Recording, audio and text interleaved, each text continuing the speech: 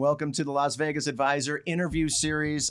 Today is a special day because we are joined with visionary CEO of the Plaza, Jonathan Jossel. Is it okay if I call you a visionary CEO of the Plaza? It's very kind of you, but not necessary. Well, you guys do things that not every casino does. Yeah. Thank so you. let me tell you a little bit about Jonathan. As I know you, how long I know you? 10 years now? Maybe even longer. Yeah, possibly. I've been here 17 years. A little bit. Okay, CEO of the Plaza. In my opinion, one of the most progressive thinkers in the casino industry, and you'll see why in a little bit, based on some of the concepts they've embraced over there with looser games and so forth. Super LVA friendly, which is really why we have them on. You know, they've been great. If you look at the member rewards book, open it up and there's a whole chapter on the Plaza. That's right. Which is terrific. He's a podcaster. His podcast is On the Corner of Main Street. Is that correct? On the Corner of Main Street? That's correct, yeah. And the thing about Jonathan is, and I think you're going to see this as we talk, he's always tinkering with his product, that product being his casino. He's always tinkering and he's always responsive. I can't think of a time that I've written him an email that he has not gotten back to me, so thank you for that. Absolutely. Thank you. Yeah, Thank you for having me here today. Yep. So let's start it off like we always do. Just give us a quickie background. Doesn't have to be long. People don't really want to hear it that much anyway. Not that interesting. Yeah. But it sets the table. Okay. Well, and it'll help with my accent a little bit as well. I was born in South Africa, grew up in England, and moved to Las Vegas in 2007, just in time for the Great Recession, which was a difficult time, but also a good time to learn the business. Always liked gambling. In England, I would gamble, go to the Greyhound track, bet on the dogs, bet on the horses, sports betting. That's how I fell into the conversation with the person who sent me to Las Vegas. His name is Poyu Zabladovich. I was 23 when I moved here. Not much gaming or, frankly, life experience, but was a student of the industry and spent about 8 years operating, or 8 years learning the business. And because things were so bad in downtown Las Vegas and because things were so difficult in the global economy at that point, it created a path where I could say to the guy, hey, let me get licensed and take over the business. He was either desperate, crazy, or a genius. I don't know which one, but he said yes. I was 28 when that happened. Took about a year to get a gaming license, to go through the probity background checks. And when I was approved by the Gaming Control Board, I was the youngest licensee in the state of Nevada. I was 29. Wow. And that's when I became the CEO and took over. And so that's a really brief story of how I got here. And terrific. So really the Plaza is the only place, I'm going to move this chair just slightly. The Plaza is the only place that you have had the reins. Yeah, so we own the Las Vegas Club, which is today known as Circa. We used to own the Las Vegas Club and we sold that to them to build Circa. We used to own the Gold Spike and we sold that to Tony Hsieh. We used to own the Westin, which is on Fremont and 9th, and we sold that to Tony Hsieh. So I had other properties, but they were all really run down. Some of them were basically on life support. Plaza is the only property today that we have, 1,000-room hotel that's now thriving and doing well. So yes, that's the only place I've ever been in Vegas. Okay, great. Interesting, man. I mean, that's an odd, like, short path, man. I mean, that's just right to the top. Well, I really summarized, brief, but like sort of kept it quick, but it was not easy. There was a 10-year period where that place was really challenged. Downtown was really challenged, and operating a hotel and casino in that environment was incredibly difficult. So, I paid my service. There's the book about 10,000 hours makes you an expert. I did my 10,000 hours at the Plaza in those early years. Quickly. Okay. Yeah. Well, one of the things that I think has made you grow and has made you flourish over there is your looseness in the games. And I mean, this is what we do at Las Vegas Advisor. We look and we compare. And when people ask me where are the loosest casinos, I always include the Plaza. And some examples, you can correct me if I'm wrong, but I was doing some quick research this morning. We won't explain why, but why I had to do it this morning. But all right, your video poker, for example, 9-6 jacks or better, 99.54%. 9-6 bonus poker deluxe, 99.64%. Both of those games pretty much in quarters up to $5. The Joker's Wild that pays 20 for quads, 100.65% returns. I mean, you're almost not going to find a plus 100% game. Now, that's only for quarters, but still, you've got it. It's on your resume. All right? Don't comment yet because we're not done. The other day, somebody said, yeah, we're getting looser. We're putting in some 00 roulette. I mean, there's a comment on the industry right there. You've got single zero, right? And I mean, there are some single zeros in Vegas, but I've never seen one under $25 except for yours, which I believe is a $15.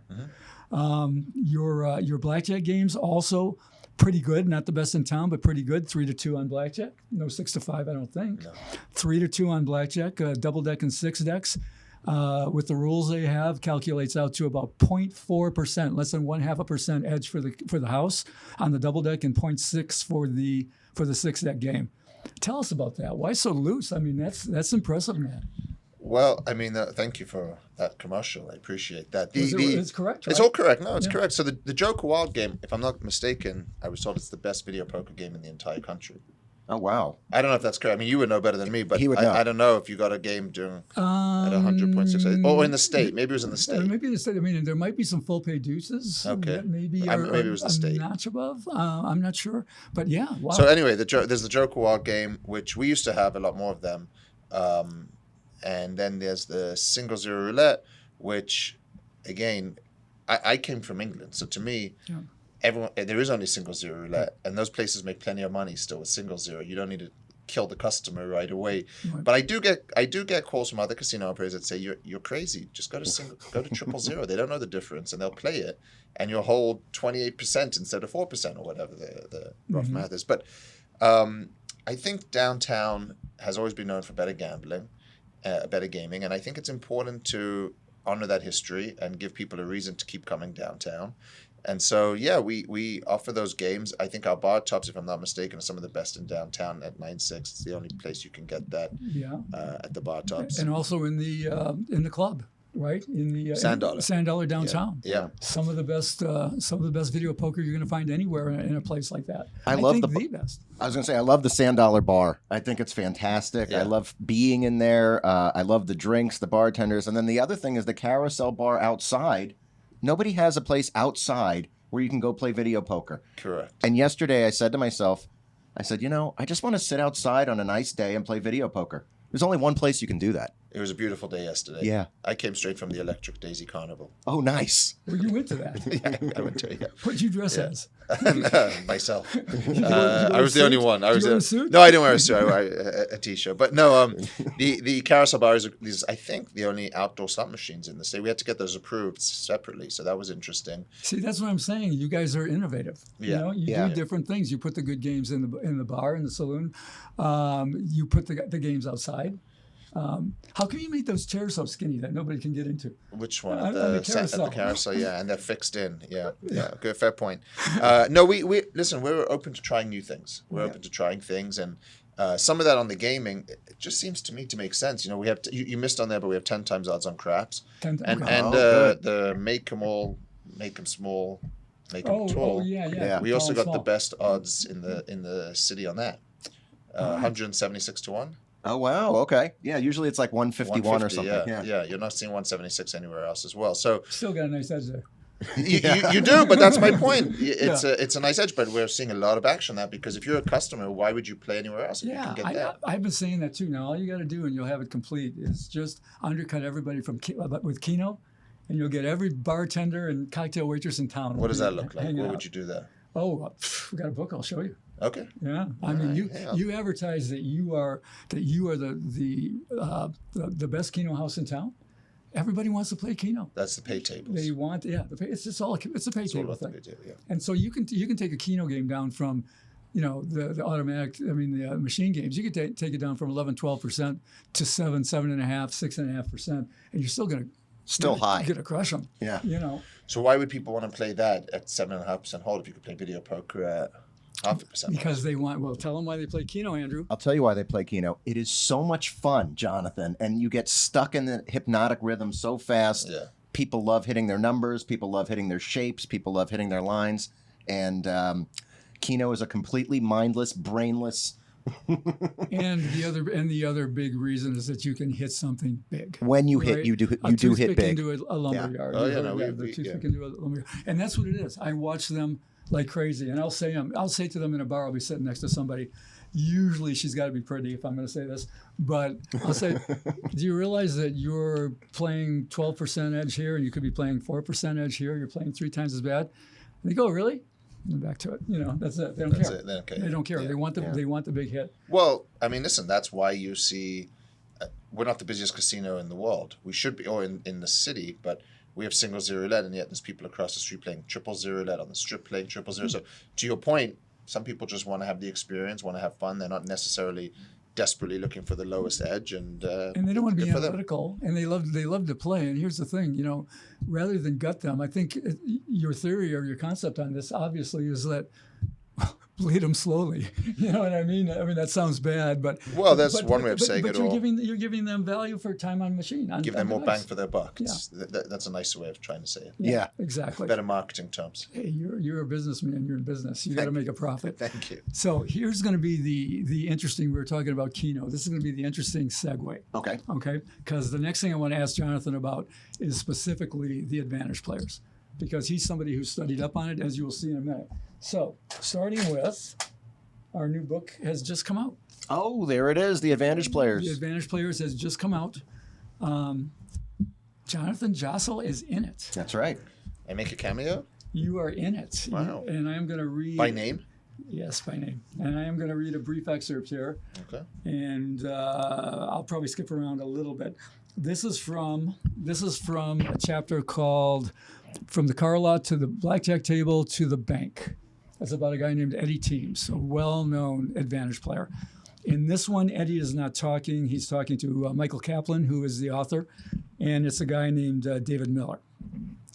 All right, so Jonathan's Plaza put together we won't get into all the details and the math behind it and all, but they put together a Keno promotion that was just too juicy. And basically it had to do with tax day. And when you hit a taxable, they gave you, I believe, was a 30% premium to help you pay your taxes. Well, you get a 30% premium on any game, and you're going to slaughter it, right? So they kind of turn the tables, backwards. So this guy is playing, and he says it was ridiculously profitable for sharp players. It was scheduled to go 24 hours from midnight to midnight. We were 18 hours in when a casually dressed guy in his 30s with a British accent walked up and started asking questions, remembers Miller. He asked how we got there. It's hard to see. I don't have any light on this. He asked how we got there, how we heard about the promotion, so forth, blah, blah, blah, blah. And all of a sudden I realized that he's the CEO of the casino. My heart started racing. This is the guy. I said, to be honest, this is pretty strong for the players. All right. Then he softly asked, this being Jonathan, how bad will this be for me? I'll keep my promise. I'll keep my promotion going until midnight, as promised. But just tell me what the damage will be. I told him that it would probably be around $200,000 per machine. He absorbed the news and said, well, you have to lose sometimes. All right, then I'll just skip ahead a little farther. I think that's like amazing. I mean, I really do. And you did. You ran the promotion all the way through. Okay, it says, Jonathan Jossel, the CEO in question, found it less amusing, but he's sharp enough to have learned a serious lesson from the incident. I had already been told that the promotion was rich and that taxable is not hard to hit, and the teams would be coming. So I asked, what do you mean by teams? Anyway, so it went from there. He did the manly thing, right? Tell us about that. I mean, how do you feel about it? How do you feel like when guys come in, they take advantage? How do you feel? You mad at yourself? You mad at them? Do you say never again? No. So specific to that promotion, firstly, like I told you, I was young when I got licensed. I was learning the business, and our marketing team sat around, came up with this promotion. Obviously, didn't do enough research or thinking about it. But you got to remember, a lot of these casinos are not run by gaming people, right? And so they didn't know what they were saying in marketing. They just said, "Oh, it sounds good. We'll do a tax day promo. We'll come up with this idea." And we went with it. Now, to be fair, it's not 100% accurate. What happened? It wasn't a Keno promotion. It was across the casino. Oh, and okay. One of our regular advantage players came to me and said, "Jonathan, this promotion's not good. You're going to get killed on video poker." So we ended up taking it off video poker the night before, because what was happening was there was guys, and I didn't realize what was happening fully.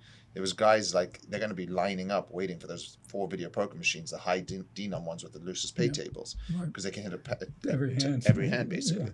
Yeah. Winning hand. They'd hit a taxable every hand, and we're going to be. So he had kind of the night before alluded to me that this was going to happen on video poker. So we just took video poker out the promotion, and we ran it.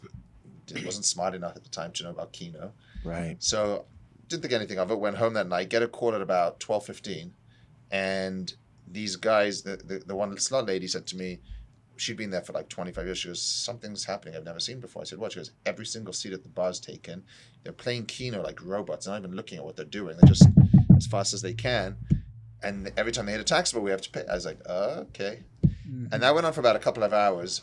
And then she was like, it's getting really bad. The thing that saved us that day, where we didn't lose as much as that predicted we would lose, is that we only had 3 slot attendants working in the whole casino, so they couldn't pay the taxables as quickly. If they had the self-pay that they have today, we would have been totally, can I say fucked? Oh, wow. Yeah.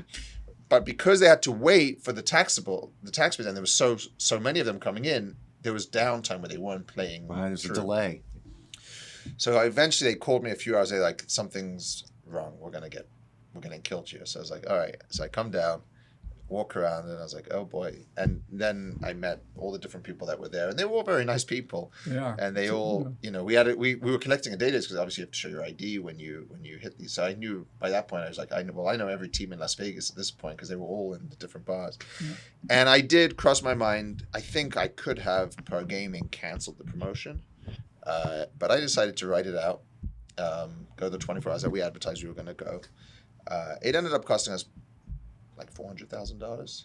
Okay, so nowhere near what was predicted. Yeah. Well, but listen, people lost. Yeah. There were people that lost on the day, right? Because you still got to hit it's not 100% win. It just flips the odds. Yeah, what you're probably getting were people that didn't have the money to play big enough, so they're hitting those taxables over and over again. So they're trying to like hit long shots. So you got some of it back there. We had some people losing, which is why it offset that. But yeah, and you start to hit the taxables, and it was a great experience. Learned a lot, met a lot of people, and apparently did my reputation some good stuff. But yeah, it was.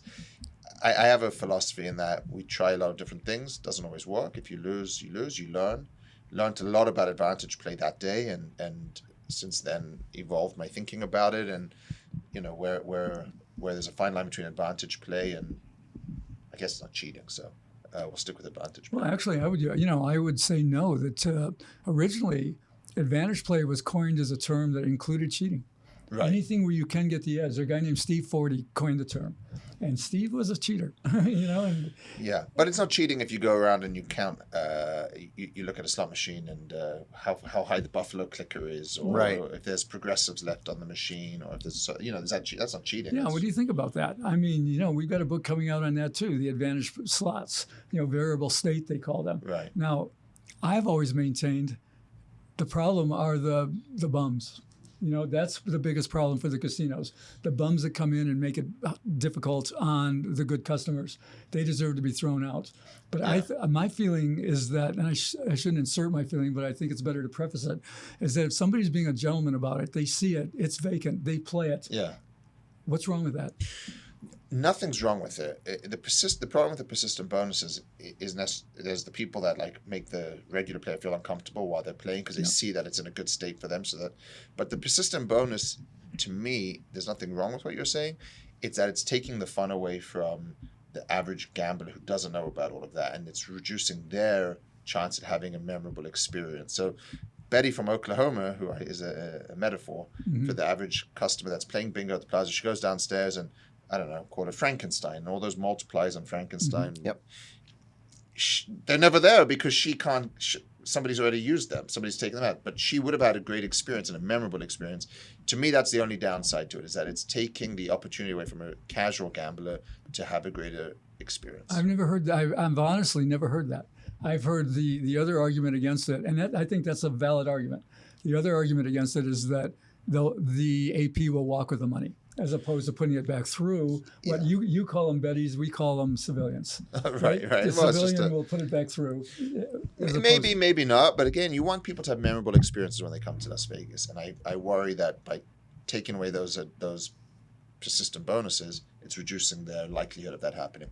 The thing with the advantage, from my perspective, is if we know who they are and we identify them, they can have at it. We're not going to kick them out. We're not going to throw it, but we do not want to give them free play or benefits So related to those you programs. know, mail them, you know, print them, you know, whatever. Sure, come play the bonuses, but we're not going to invest in you. See, I think that's a gentlemanly way to do it. I mean, I think that is the way a gambling house should be run. Agreed. And the other thing is, though, but do not mess with my bedrock customers. By what I mean is, don't blow smoke in their face. Don't intimidate them in any way. Don't gather around them. I'd throw that person out in a second if that was my brother. For sure. Yeah, I see that a lot more on the Strip, to be honest with you. Yeah. I haven't seen that as much in downtown. I do like when I walk through the casino and they're like, hey, if you're wearing a suit, they'll be like, hey, do you have any money? I got to play for you. And they don't know who I am. Yeah. Like, I got to play for you. And if you win on the play, you get 30%. Sometimes I'll do it because I'm curious to learn the plays. Oh, Right. You know, so I don't know all the plays. So I like to just learn. But it's a really bad thing to do. I've had that happen to me too, where you're walking through the casino, you're hanging out, and you got some guys sitting at a machine. They call you over, and they say, "Hey, this one's hot. It's going to hit, but we don't have money." Correct. I have that happen, yeah. Yeah. They must not be very good APs if they don't have money. Well, that's Put it that true. way. By the way, I don't know if that's true. I don't know what they do with their money, but I think I've done it twice, which is, I'm embarrassed to say, but it's won both times. Oh, I can. Well, you got to walk around with it. You know, this book we're doing, you got to walk around with a pocket full of money. Yeah. If you're going to be doing it, because the worst thing in the world is you get one to a good state and you run out of time. That's correct. Oh my God. Yeah. And some of the people brutal. are doing it are expensive. I've seen guys like the Rich Little Hens game when those counts go high. Someone's doing it with $75 a spin. It's expensive. Oh, it can get very, and some of these things can go a long way. Real quick, what do you think the future is of it? I mean, I know the casinos make all kinds of money off it. For all of their moaning and everything, they make money off these machines. They're not going to go away, are they? I don't think they're going to go away. I think the manufacturers like them. I think that the interesting thing I've heard of a casino in downtown that's talked about removing them altogether. See how long that lasts. System bonuses.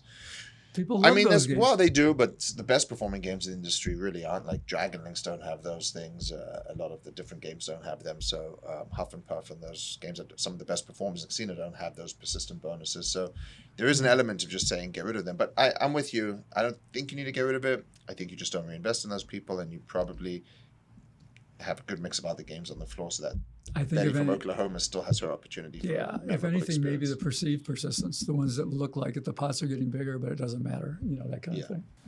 Can I do a shout out? Yeah. Of course. Shout out these chips on the table that I'm playing with here, Golden Nugget, but got a picture of Tom Breitling and Tim Poster, two amazing guys. I don't know if you've ever had them on your podcast. Tim Poster, they're both good friends of mine, but Tim Poster was on my podcast about a year ago, and he's a fascinating guy. And these were the two young guys running the Golden Nugget. They bought the Golden Nugget, right, and did an amazing job. They did it with their Travelocity. Exactly. They sold the business to Expedia, made a lot of money, and then ended up buying the Golden Nugget with it, and then sold it to Tillman Fertitta. Tim's amazing. I mean, they're both amazing. Tom too. Both, I mean, I've had nothing but good situation with Tom, but Tim's got that strange checkered background, and I mean, listen to him the guy's on my been podcast. around. He does a great job. Well, we're going to talk about your podcast coming up, so you can tell us about it. All right, sure. All right, the next next subject, influencers. All right, they're taking the casino world by storm.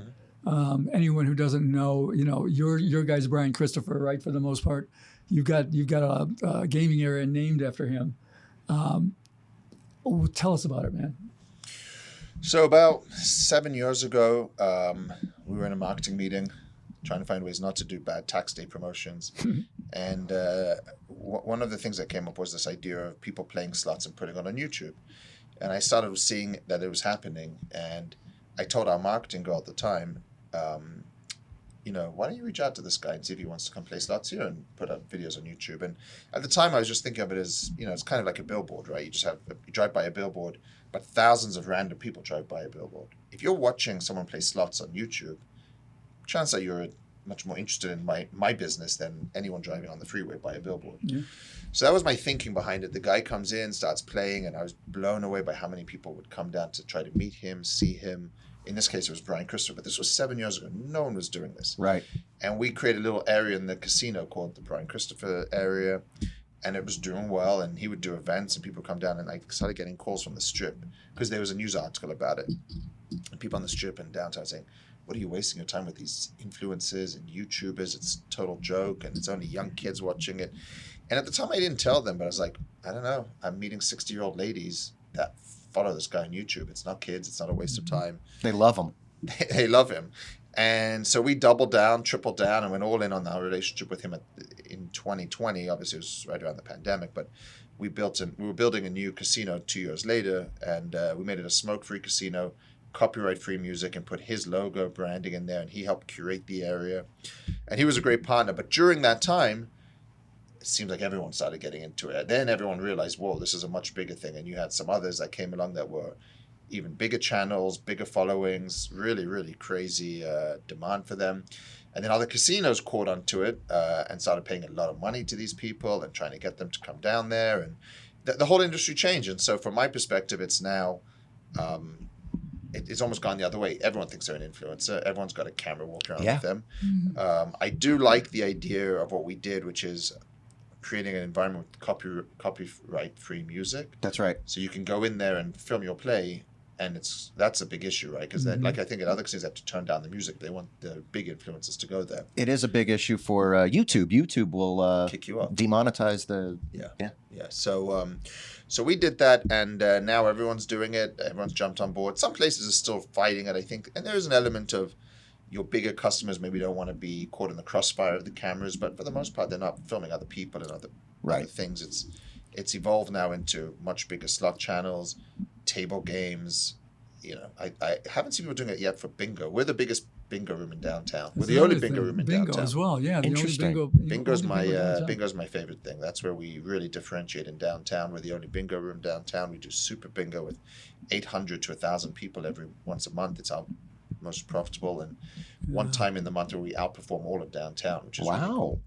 But we almost did a book on bingo once because bingo is one of those games that with overlays and things. There is, no. We had a funny story. I met a lady once, and she was like, "Hey, I heard you hired a new bingo director." This was 10 years ago. I heard you hired a new bingo director, and I said, "Yeah." She's like, "Please don't do that." I said, "Why?" She's like, "He's really experienced." I said, "Okay." And she goes, "Well, I bought my daughter a swimming pool last year with my winnings from your bingo room." And I was like, that's why you need a new bingo director. And he's been wonderful, and we've had a great relationship since then. Very similar to, again, the persistence machines. Yeah. Same thing. You got people looking at... They buy the room. Yeah. There's different things. They wait till it gets... with the progressive, this, but, we'll just say it for the audience. You can put a progressive on anything, and it can go positive. It doesn't matter what the game is, how bad it is, whatever. If nobody hits it, take the lottery. Right? As bad as the lottery is, that is a progressive meter in action. And it gets to overlay position, at times. A group of people headed by somebody I know very well took down the Texas lottery a few years ago. Wow. It was a gigantic overlay. I got called by the Wall Street Journal. They said, everyone thinks he was cheating. I go, he wasn't cheating. I go, he recognized it. They played by the book. The guy's all about EV. Yeah. And that's what they do. So, bingo. Bingo is just another thing they do at the Plaza. Well, it's something I got to try because I was at the Plaza just a few days ago, and guess what I got? I got bingo vouchers when I swiped my card. Yeah, I think I got 3 bingo vouchers or something, and I didn't really look at them because I don't play bingo. But I folded them up, I put them in my pocket, and I walked away. Interesting. So now I got to come back and do. Bingo is strangely fun. Yeah. It really is. Well, I like Keno, and when I describe to people what same. Keno is, I go, it's basically bingo. It's very similar. You got to cover your numbers. Yeah, Nice. Exactly. So anyway, the influencer thing is real. I tell you, on the food side, it's even bigger now. I mean, food influencers and the way they move the needle. Wow. When people go to a city now, they look at food influencers on social media to see what coffee shop are they going to try, what donut shop are they going to try, what pizza place are they going to try. They move the needle big time on food and slots too. I mean, there's a casino down the street from us that's paying a lot of money to smaller, bigger influencers across the board, and they're busy because people want to meet these people. But it is, in a lot of ways, I mean, unless you're really paying for the top guys, it's pretty cheap advertising for you as well, is it not? In general? Yeah, it depends. I mean, isn't it usually, without giving away any secrets, isn't it usually, I guess there's probably some rebate deals or something, but you don't need to get into that. But isn't it usually they play their own money and they play through? No? Okay. Depends. It's different. Each casino does different deals. I mean, they do put their own money in because they're monetizing it on YouTube. Mm-hmm. So in some ways, it's their money or it's money they make on YouTube. But I think the casinos give some of them bigger numbers to get them in there because it's worth it to have them there to meet their fans, and then their fans come down. And if you're watching your favorite influencer bet $50 a spin on a game, good chance you're going to be betting 25, 30, 50, which is a huge customer anywhere else in the city. You're right. They influence you to Correct. play at that denom. I You see see them hit a people. big jackpot. Absolutely, the big jackpot, NG slots. Some of these guys that come in, they just play so much money. They hit these massive jackpots, and you say to yourself as the viewer, "I'd like to do that too." These new games, by the way, are unbelievable. Because in the old days, when I came here, not I say old days, but 10, 15 years ago, people would bet, mechanical reels, and all they would try to do is get the three symbols on a line, and that would be the jackpot or whatever it is. These new games, you're not betting $2-3 a spin. You're betting $20, $30, $40 a spin or more, and you're chasing a bonus. And that keeps you on the game a lot longer than the static reel. So it's the way they've changed the games today is unbelievable. Yeah. Well, you can even buy bonuses on some games. That's true as well. Those are fun too. Yeah. Last thing on the influencers, it's amazing that wasn't that long ago, a little over a decade ago, you couldn't take a picture, That's right. right? And then corresponding with cell phones. Now it's a part of the It's scene. commonplace. Yeah, but that's really not the influences. That's just the world. Everyone's walking around with a phone now. But that's what whatever led to you do. everybody- Yeah. Whatever you do. I was at Electric Daisy Carnival and there was a fireworks show, and a girl turned to me and said, "Aren't you going to you're just watching it?" Like I was the weirdo for watching the fish. Aren't you going to film it? Like everyone. And I was like, "No, I'm just going to watch it and enjoy it." Like it's that's the world's changed. People are filming everything, and so like the slot thing was always going to happen, whether they ask you for permission or not. You can't stop every single person from taking out their phone and taking a picture or filming a jackpot or You have bonus. to. You have to. I mean, if you start getting a bonus these days, I go for my phone. I go, "Oh, bonus! I gotta shoot it." Yeah. So, but I give Brian Christopher credit for that because I think before 2017, I think it was G2E of 2017. People were talking about Brian He Christopher. was the first for sure, And I they give were- him a lot of credit. Yeah, he ran up in there into that space and became the very first, international slot influencer. If I can, I give him a lot of credit, but I give us a lot of credit for being the first casino to embrace it. Certainly. We were the first to embrace it. I don't care what anyone says. And we were the first to embrace it. And I think that platform together, what I did with Brian, paved the way for other casinos and other influencers to then build upon these much bigger relationships. Without now. question. Yeah. Interesting, yeah. Okay, let's change the subject a little bit. I think you'll want to talk about this because it doesn't really apply to you and the downtown casinos as much, but everything we're seeing now, everybody I talk to, we're seeing some numbers that look like people are backing off a little bit. They came roaring out of the pandemic and they just couldn't wait to get their money down in the casino or on a game. They didn't care. And the casinos took advantage of it, especially on the Strip. Everyone talks about the gouge. All right, that Vegas is now a gouge. I hear it again and again and again, same word. Resort fees, parking fees, bad games, bad schedules. Do you think it's hurting Vegas in general? And how would you equate what goes on the Strip and what goes on downtown? So there's a lot of things in my head when you ask that question. There's a lot to answer there. But so there was this boom time after the pandemic that everyone experienced. That you're correct about that. I think there's also sort of this idea that trees don't grow to the sky and that what happened in Las Vegas wasn't necessarily sustainable in terms of the growth. But you can't always compare it because, yes, we've seen some softness according to the conference calls of the first quarter and more recently. But is it because of gouging? Is it because of the economy? Is it because of the fires in California earlier this year that we had? A lot of people are blaming all these different things. And is it because of, for me, the big thing is the calendar, right? You lose a Super Bowl or you lose a weekend in 1 month, and now you're comparing not the same time frame over each other. But there's also another part of that, which is things are really expensive to operate. And the new union contract's very expensive that a lot of the casinos have to do. A lot of these casinos have to pay rent on the Strip now. They never used to have to pay rent. There's just a giant shift towards even minimum wage and paying, which has obviously gone up, and correctly so. But some of the fast casual food outlets that aren't even union are much more expensive to run. So some people say you should still have these great deals in the old days, but it's hard to do that given the infrastructure and cost of certain things. So yes, it's hard to say exactly what's driven some of the slowdown that you've seen more recently. That said, downtown has not slowed down. We're growing. We're up year over year. I told you before we went online, but for me, I judge myself and I judge the business purely year over year. How are we doing? Are we growing? And if the answer to that is yes, I'm really not that worried about our competition, what everyone else is doing. For me, it's about year over year growth, and we've seen that so far in the first 5 months of this year. And I do think that as the Strip has gotten more expensive, it's created a huge opportunity for downtown Las Vegas, to answer your question more directly, which is, I went to a steakhouse on the Strip a couple of weeks ago, and it was really expensive. And I think it's Can you name it? who can afford this place? Like, who can do this? Can you name it? I can, but Okay. it was the Was it new. good? It was good. Yeah, it was the new Michael Mina at the Four Seasons. Oh, okay. I Next to Mandalay Bay. can't remember what you called it, but Bourbon steak. Bourbon steak. Okay. It was very good, but very expensive. Mhm. And I'm thinking to myself, I don't know that the average person can do this. And so when I see what our average check is like at Oscars, I feel really good about that, and the experience that we're giving people for that. When I see what's happening on the Strip with all these different elements of price increases, I think people are finding downtown better value. And interestingly enough, I think people always found downtown better value, whether it's gambling, whether it's pricing. The issue was we didn't have the amenities and the experience to back it up.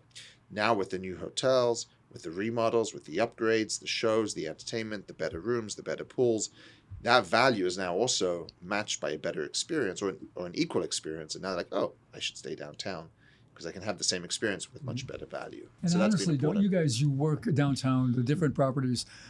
You're in competition, obviously. They're your direct competitors, but don't you work in concert? The high tide, raising all boats sort of concept. 100%. People think we're not friends downtown. We're all friends. I mean, within reason, we're all friends, but we all compete. But more importantly, when Circa was built, everyone said, "Ooh, that's going to be bad for you guys. You're going to compete." The exact opposite. It's been nothing but a great addition for us. Brought better people downtown, more people downtown, and so we work together very, very nicely. And we've seen that as somebody else upgrades, it helps everyone else in downtown. Well, not only that, I talk to people through LVA and through other, and I find more than ever, I talk to people who say we're spending half our trip, in a Caesars property, and then we're going to spend our other half the trip downtown on Fremont Street. Yeah. And I never used to hear that. I used to hear people saying, "Oh, downtown's more dangerous." So now you don't hear that. No, I love it when I meet somebody, betting $10, $15 a spin, says I'm staying at the Flamingo. I get a host right away. I know that's someone that we can not to pick on Flamingo, but a mid-level property in the Strip. I know I can talk to that person and give them a great experience downtown and make them feel special. If they say I'm staying at the Palazzo or the Wynn, much harder to take that person because there is a difference in experience there. Sure. Interesting. So along the same lines, all right, what bothers me about parking fees, everyone hates resort fees, but resort fees, that's just an extension of the price of the hotel. What bothers me about parking fees is that you're getting them in, charging them, and you don't let them validate. Yeah. Like a lot of Strip places do. You're going to charge you no matter what. You allow validation. And explain how your parking works. Well, yeah, the problem with people saying you should have free parking, we did. And we were a parking lot for Fremont Street Experience, whereby my parking was full and my guests couldn't park and everyone was going to Fremont Street. So you can't be free either, right? So there is a challenge to that. But to your point, you should have validation. I hate when I go to the Strip, I spend whatever it is on dinner and then I got to pay $20 or $30 to park. That's just crazy. So for us, the validation is pretty much for everything. Sand Dollar gets you validated. Bingo gets you validated. All our fast food outlets can get you validated. Oscars gets you validated. You just have to do something in our building and your parking's free. So if you're going to do anything, which is being a patron, as opposed to getting free parking, you're going to let them have free parking. Correct. Right? So I mean, if they're at a table, if they sit down and play blackjack, do they automatically hand it to the boss and say validate, or is there a different process here? It's with the player's card. The player's card. That's it. Yeah. Okay, you don't show your ticket there. They don't validate in the pit. No, Oh, you okay. Don't get, so if I they're- could be wrong on that. I don't think they validate in the pit. Okay, so what if It's you the come players in? club or the cage. What if you're a gambler and you're going specifically to gamble? Yeah. They've You got to don't- be able to And validate you don't somehow. have a player's card? No. If they do have a If player's they card. do, yeah, you go to the players club or the cage, Okay. and they validate you right there. Well, I'll tell you what I do. I go straight to the Sand Dollar because I love the drinks, I love the ambiance, I love the bar top gaming, and the bartenders there will typically comp me after just a They few. can validate in Sand Dollar, and our new show in the showroom, if you go to the show, you get free parking as well. There you go. Yeah, that was a big part. We're going to talk about the show in a minute. Oh, okay, good. We made that our best value show in all of Vegas, and it was between that and Jen Kramer at the Westgate. Okay. Two really good shows. Both work with LVA. Both could get buy one get ones. So how do you pick? Came down to parking. They instituted a $10 parking The answer should fee. be it's a better show, but okay. Well, if you know what, I think it is a better show, but that's not everyone's cup of tea. The burlesque and all of that. And Jen Kramer's kid friendly, so if you have kids, Jen Kramer's a better show for kids. Good point. Way to promote Jen. Yeah, we don't allow kids, and I don't recommend. I don't know if we allow them, but I don't recommend you take your kids to Mavericks. No, you wouldn't want to take your kid to Mavericks. Okay, let's talk quickly about the podcast, which is On the Corner of Main Street. With Gary Vickery, right? Yep. So the hosts are Jonathan Jossel and Gary Vickery. Been doing it about 5 years. Yeah. I think something along those lines. The guests, interesting. I mean, you've had Bob Dancer, Gene Scott, myself. So you've had gamblers. Yep. Tim Poster, you mentioned, whatever, which is he's also owner gambler. But I mean, you've had Oscar Goodman, Brittany Palmer from the UFC. Let's see, who else? Sandra Douglas Morgan from the Gaming Control Board. And the president of the Raiders. Yeah, She's the president of the Raiders. That's right, president of the Raiders now. It's an interesting podcast. I mean, tell us your concept. Tell us why you do it that way, because you see things there that you don't see other places. You'll see guests on your show that you'll never see here. And probably because of your reach and because of your direction on this. So the podcast was started right around 2020, and what happened was we started doing it. We were the first casino to do a podcast, and it was sort of not much. But then the pandemic happened, and we realized it was a way to stay in touch with our customers. Right. We could actually tell them what was going on in Vegas, how are we doing, what's happening, when are we opening, what's that look like, and it was an internal podcast. And after about 5 episodes of the pandemic, we reopened and we realized there wasn't enough content to keep doing it on our own. So we started inviting guests. And now we've done 160 episodes. And when I look back and I think, what a great body of work this could be for somebody, whether it's UNLV, they've referenced it, whether we have historians, we have gaming experts, but we also have, like yourself, but we also have competitors. We have every casino in downtown's been on the podcast, pretty much. Casinos on the strip have been on the podcast. We talk about what others are doing. It is not a Plaza promotion, which is why I think it's really interesting to people. And what I started realizing is every day I would meet people who say, oh, I listened to your podcast. Thanks for doing that. Oh, I listened to your podcast. And so I don't monetize it. We don't have any advertisement on it. We keep it very much all about Vegas, the history, the industry. Brittany Palmer is less about the industry and the history, but she's a part of a time where when people look back about the UFC, it was a big part of what happened in the city. I don't know, some of our great guests. We had Freddie Glussman from Piero's. He's got some great stories. We've had every governor, every mayor has been on our podcast. So it's just an insight into Vegas and a period of time that people may never get insight to, and I actually enjoy doing it now. It's good.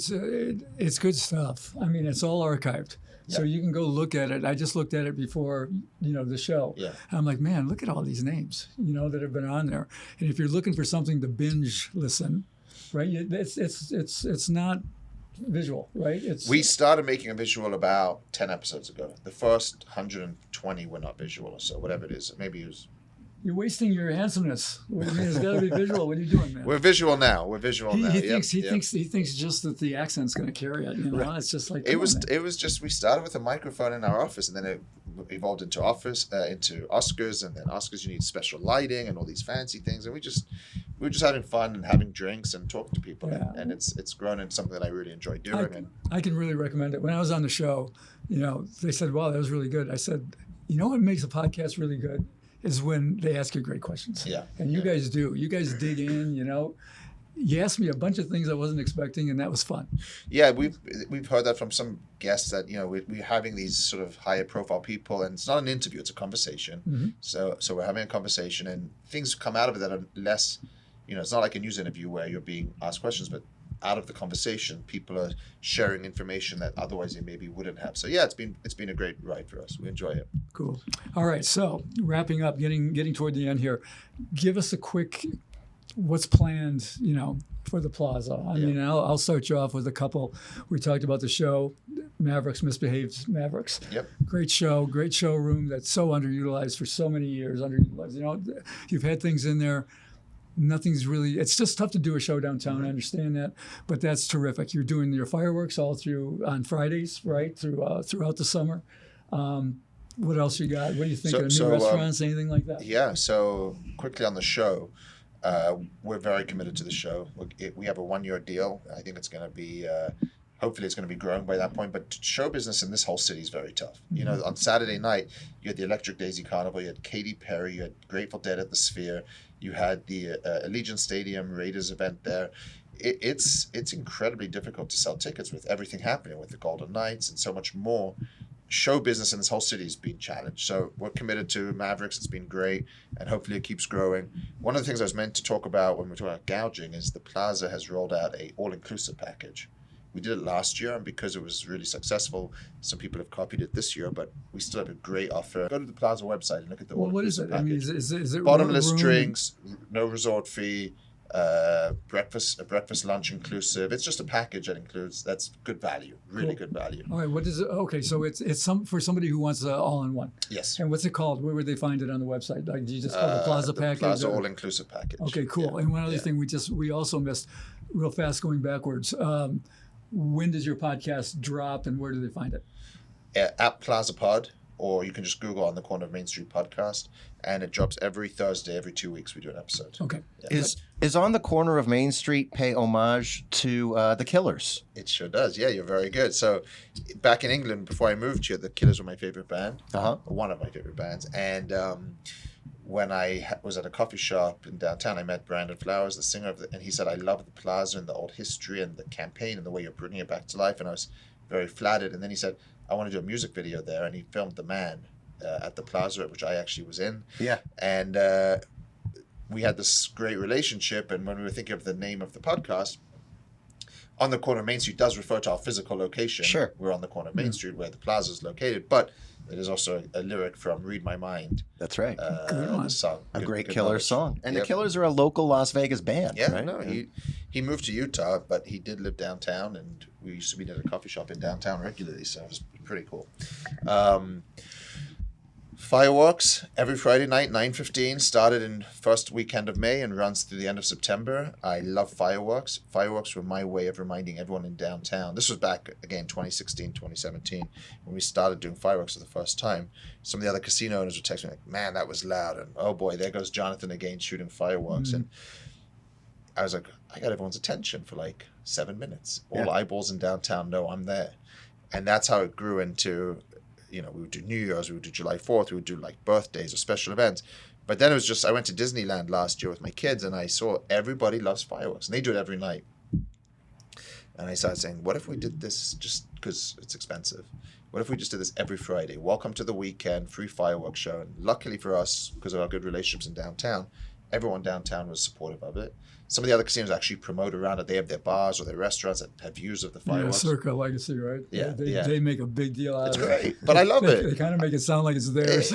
No, you know, they maybe sometimes they have, but on their promotions, they often say at Plaza or Thanks Plaza and like the Golden. They always get your name in it, but you're almost second fiddle. I'm okay. you know? I'm okay if their customers are enjoying it. Guess what? They're filming my building. They're looking at us, and for that, so every Friday we have everyone's attention for 5 minutes, free fireworks show, and that's been something we're really excited about. We are opening a couple of new restaurants. I can't tell you which ones yet because they're not signed. But we're bringing in a couple of well-known food concepts. I mean, we lost McDonald's 2 years ago out of choice. And so we've been trying to bring back a new burger place to replace them. We're working on a few other ideas for food and beverage. Well, food. Our beverage is really good now with Sand Dollar, Carousel Bar. We've really, in the Oscars bar. Absolutely. We've got some great bars. So now it's really the focus on the food. Everybody eats. You got to have good food options. Yeah. And then longer term, we have the 17-acre site that the Plaza sits on, of which 10 acres is vacant. We have the rodeo arena out there that we do equestrian events. I love the idea that we do a rodeo in the middle of downtown Las Vegas. So November we have our own rodeo, and then December is the NFR, where we're an offshoot of the major finals rodeo. So we have some exciting plans for that event center, but ultimately the big plan is to develop that site with a new hotel and great attractions, and that's a longer term vision. There's so much potential within the Plaza still that we're focused on that, but down the road we'll develop that entire site. Sounds It's exciting. Okay, Jonathan, the two questions we ask everybody, and you can't get out of it. The first one is your favorite restaurant in Las Vegas, or what you would recommend. I can answer it for you. It'd be Oscar's probably at the Plaza, but let's leave Oscar's out of this one. Oscar's is amazing. Some of the best steaks in all of Las Vegas. Very proud of that place and the business it's doing now. But if I'm not eating at Oscar's, I would probably go to Haleo the Spanish restaurant at the Cosmopolitan. Is that Serrano? No, it's Jose Andres. Oh, Andres. I'm sorry. Yeah. Yeah, okay. And also Spargo at Bellagio is a very special patio outdoors with that view of the fountains. It's a great restaurant as well. Okay. Question number 2. Your favorite gambling book. Does not have to be a Huntington Press book. What is your But favorite shout out gambling to all book? the Huntington Press books. A couple, if I could. Blood Aces about Benny Binion. Yeah. The Gambler about Kirk Kerkorian. Okay. And then Billy Walters' book is an excellent book, great reading, and he was also a guest on our podcast, and he's a really wonderful. His book is excellent. All right. Thanks. Hey, we appreciate you being on. You're a busy guy. Thank you. Got things to do. Thank you very much. Thank you. Appreciate you guys. All right. Thank you. Nice to see you. Thank And that's it for Jonathan. So go check out the Plaza and go see the Carousel Bar, go to Oscar's Steakhouse, go to the Sand Dollar, and that's it for this week. We'll see you next week. I'm going to Las Vegas.